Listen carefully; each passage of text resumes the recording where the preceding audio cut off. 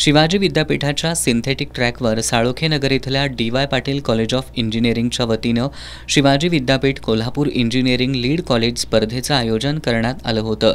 स्पर्धेचं उद्घाटन साळोखे नगर कॉलेजचे campus director doctor Abhijit Mane, प्राचार्य डॉक्टर सुरेश माने, प्रशासन अधिकारी सुयोग पाटील, HR राकेश पाटील, KIT कॉलेजचे physical director Vijay Rokade, DKTE college इचलकरंजीचे डॉक्टर नाईक नन्नवरे, भारती विद्यापीठाचे HR पाटील, कसबा बावडा इथल्या डी.वाय. पाटील कॉलेजचे इजाज गडकरी यांच्या प्रमुख उपस्थितीत झालं।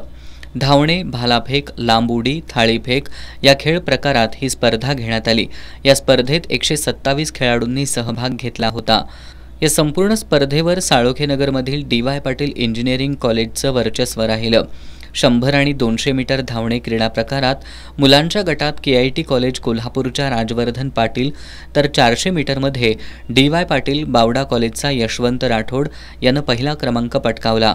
100 आणि 200 मीटरमध्ये महिला गटात डी.वाय. पाटील साळोखे नगरची साक्षी कांबळे, 400 मीटरमध्ये DOT कोल्हापूरची प्रेरणा घोडके पहिली आली।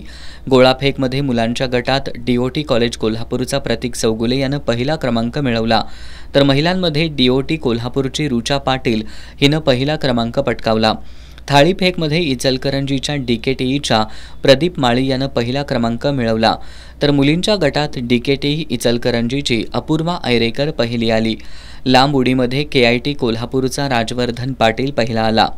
100 मीटर रिलेमध्ये मुलांच्या गटात साळोखे नगरच्या डी.वाय. पाटील कॉलेजनं पहिला क्रमांक पटकावला।